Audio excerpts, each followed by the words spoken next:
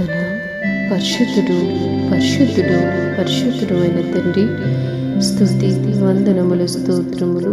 అప్పుడు జనులందరూ యెహోవా నామమును బట్టి ఏకమనస్కులై ఆయనను సేవించునట్లు నేను వారికి పవిత్రమైన పెదవులనిచ్చెదను.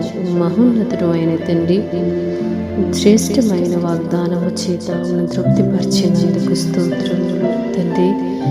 మేము ఏక మనస్సుతో మా దేవాది దేవుని స్తుతించినప్పుడు ఆయన్ని ఆరాధించేటువంటి పవిత్రమైనటువంటి పెదవులను మాకు ఇచ్చే దేవుడు తండ్రి.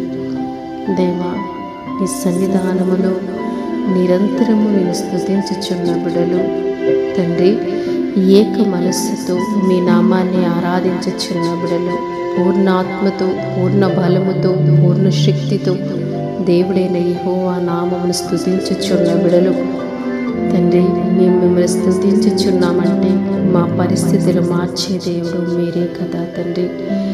ఏక మనస్సుతో మీ నామాన్ని స్తుతించినప్పుడు అది ఏ కష్టమైనా, అది ఏ బలహీనత అయినా, అది ఎటువంటి పరిస్థితి అయినా కూడా మేము జయించగలవంటి వారముగా మమ్మల్ని మీరు ఆశీర్వదించేవారై ఉన్నారు తండ్రి. మీకు స్తోత్రాలు తండ్రి. నీ ప్రియబిడలు పవిత్రమైన హృదయములతోనూ, పవిత్రమైన పెదవులతోనూ, పవిత్రమైన ప్రవర్తనతోనూ మీ సన్నిధానములో మీ నామాన్ని స్తుతించుచుండగా వారు అర్పించుచున్న తండ్రి ఆ పెదవులు బలులను మీరు అంగీకరించి దయతో వారి ప్రార్థనకి జవాబులు మీరు ఇస్తున్నందుకు మీకు వందనాలు.